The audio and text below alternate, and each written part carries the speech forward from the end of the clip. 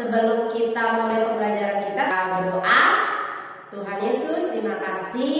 Sekarang kami mau belajar. Berkati kami semuanya, hikmat turun bagi kami. Jadikan semua anak-anak yang di rumah menjadi orang-orang yang lebih dari pemenang. Terpujilah nama-Mu Tuhan. Dalam nama Yesus kami berdoa. Haleluya. Amin. Oke anak-anak semuanya, sekarang ambil bukunya. Pembelajaran kita hari ini ada di halaman 47, pelajaran yang ke-6. Aku menang karena Allah menopangku. Minggu lalu sebelum ini kita sudah belajar tentang arti iman. Iman itu apa? Iman yang kuat mendatangkan berkat. Sekarang kita belajar, aku menang karena Allah menopangku. Lewat pembelajaran ini, anak-anak dapat memahami arti menang itu apa. Lebih dari pemenang itu seperti apa, teacher? Dan kalian bisa menunjukkan bukti kesetiaan kalian kepada Tuhan.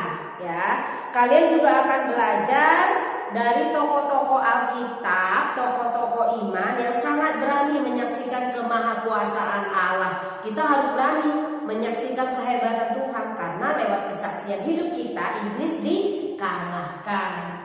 Yang pertama adalah menunjukkan kesetiaan kepada Allah. Pernahkah anak-anak ikut lomba pertandingan berlari? Apa yang pernah? Oke, teacher Lena percaya kalian pernah ikut lomba lari, mungkin di sekolah atau kegiatan-kegiatan yang lainnya.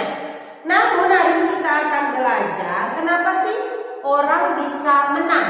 Contohnya pelari, dia bisa menang kenapa sih? Tentunya karena dia berlari. Kalau kamu namanya lomba lari, tapi kamu diam di tempat, kira-kira kamu menang nggak? Enggak. Yang namanya lari, kamu ikut berlomba dan memang berlari. Berlarinya lambat nggak? Enggak, berlari dengan sekuat tenaga. Sehingga kamu bisa menjadi orang yang lebih dari pemenang. Kamu menjadi the winner. Kamu dapat piala dan dapat hadiah. Itu namanya pemenang. Jadi pemenang itu bisa menang karena dia berjuang, karena dia mengalahkan ketakutannya, mengalahkan keletihannya, dia belajar dan belajar terus giat berlatih. Dalam hidup orang beriman ada juga istilah pertandingan rohani. Ya, tadi pertandingan jasmani yang menggunakan otot-otot kita, badan kita untuk berlari. Tapi anak-anak tahu nggak? Ternyata di dalam Alkitab kita juga belajar ada istilah tentang pertandingan secara rohani, yaitu melawan kuasa yang tidak nampak, yaitu penghulu-penghulu di udara, melawan kuasa-kuasa kegelapan. Rasul Paulus pernah mengalami pertandingan rohani. Orang percaya akan mempertahankan iman kepada Allah. Namun iblis dengan segala kekuatannya dan kuasa kegelapan yang tidak menyukai orang yang setia kepada Allah, dia akan berusaha merusak hubungan manusia dengan Allah.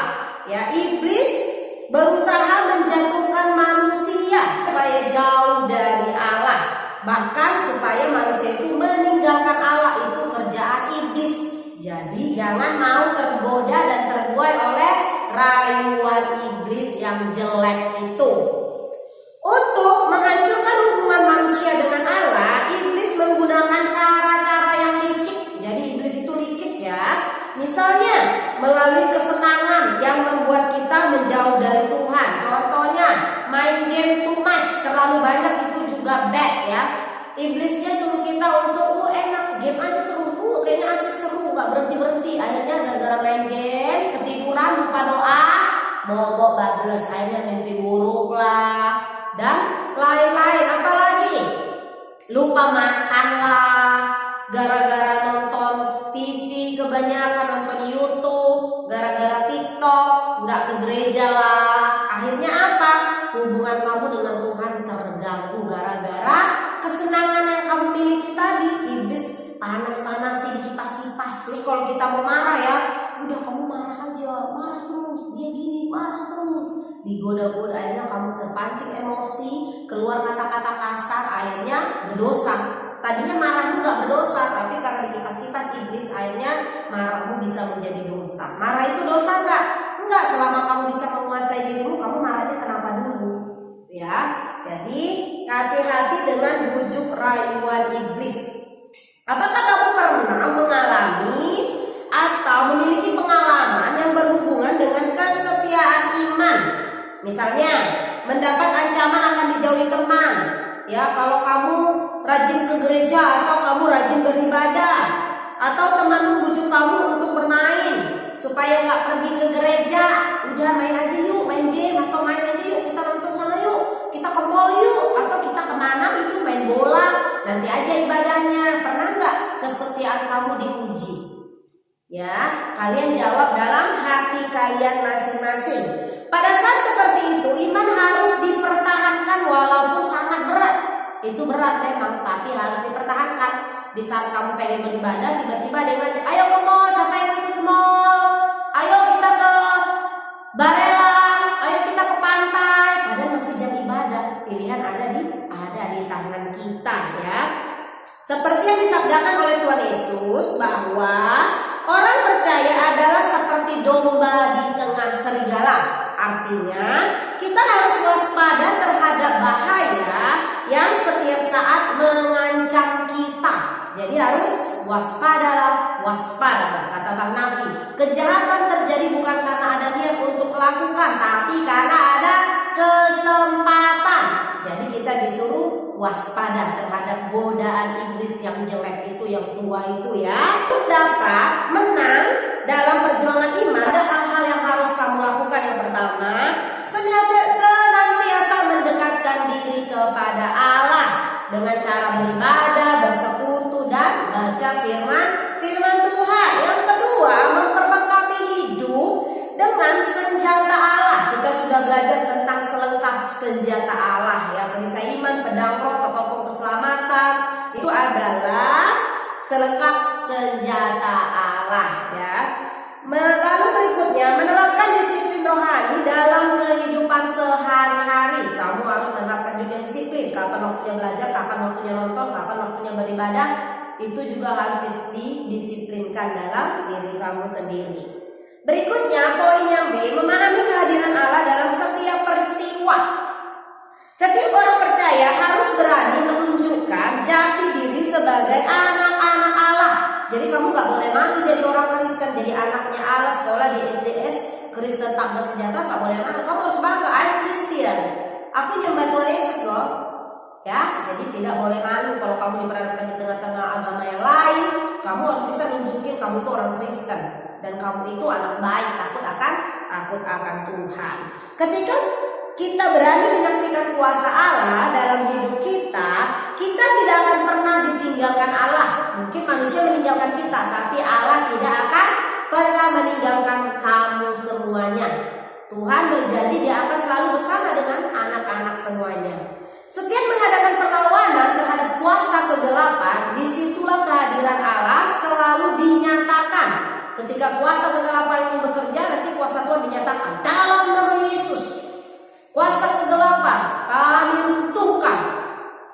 Yang buta melihat, apalagi dalam nama Yesus. Yang sakit disembuhkan dalam nama Yesus. Yang kerasukan dia mengalami kelepasan. Itulah kuasa Tuhan yang dinyatakan ketika kuasa kegelapan bekerja.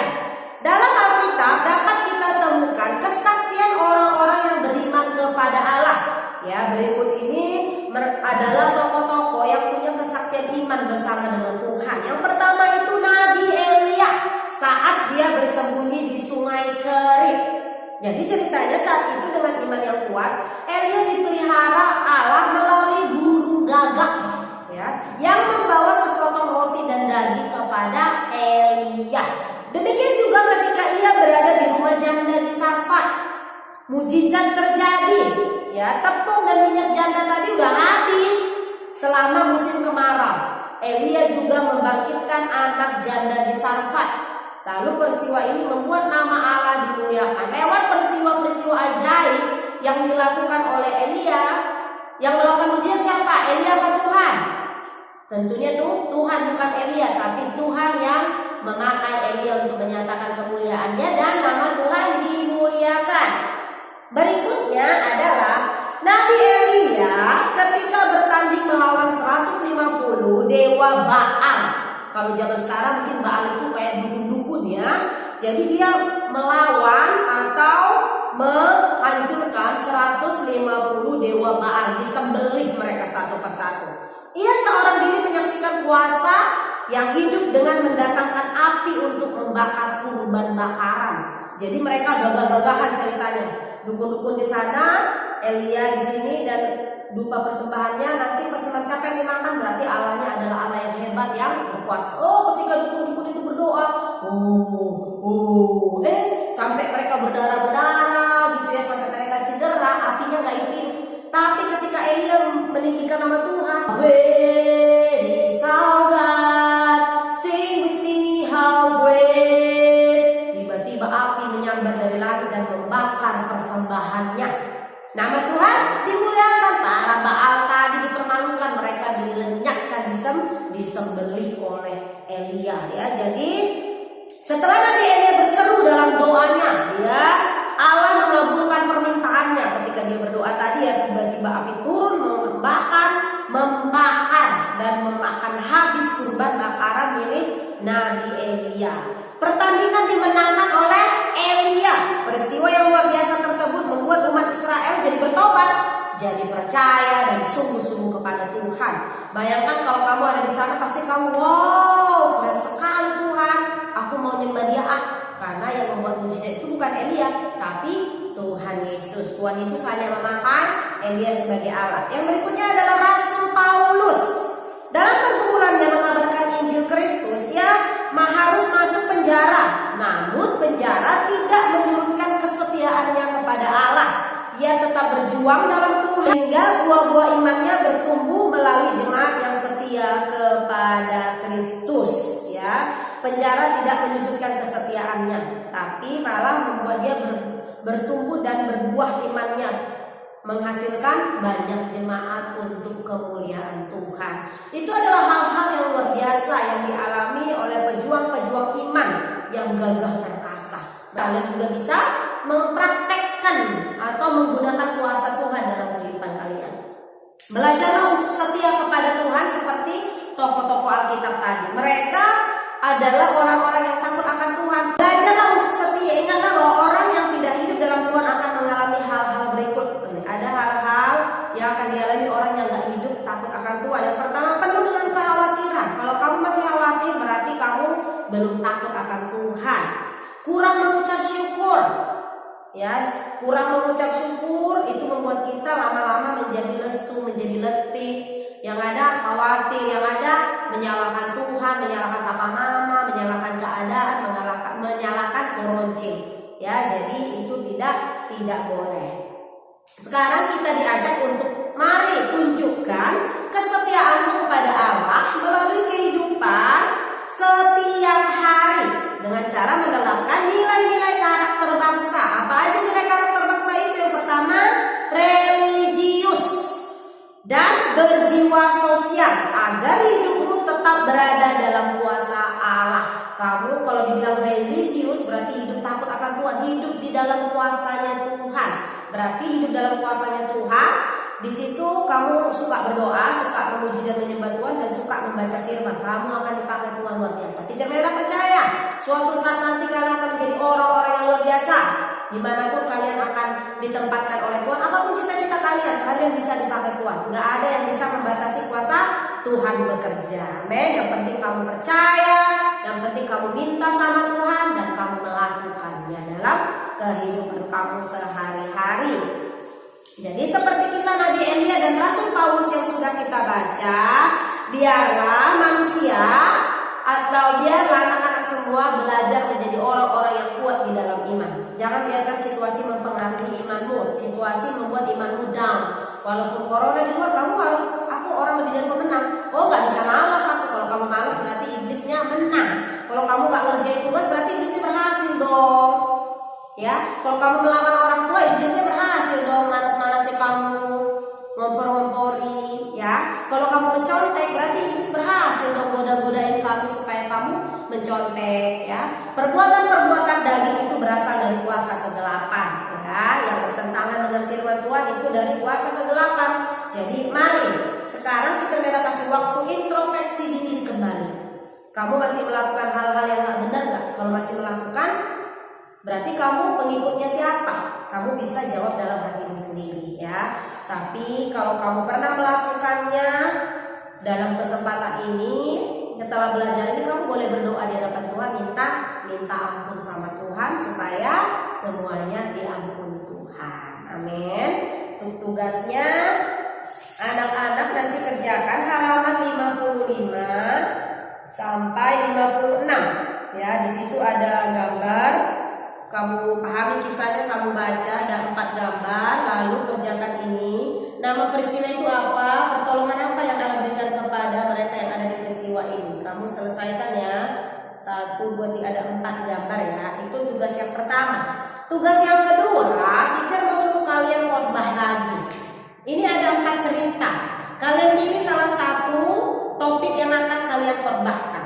Ya, jadi tugas prakteknya adalah khotbah singkat. Pilih salah satu cerita mana yang mau kalian ceritakan.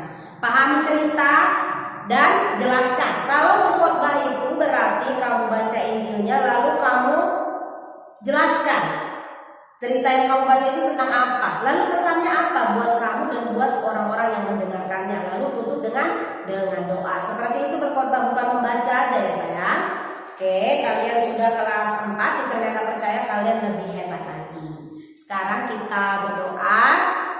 Teacher Mega ajak kalian untuk merenung sejenak tentang perbuatan-perbuatan yang kalian lakukan. Mari kita belajar menjadi orang-orang yang lebih dari pemenang. Mari introspeksi diri. Apakah kalian pernah marah? Apakah kalian pernah malas ngerjain tugas? Apakah kalian pernah melawan orang tua?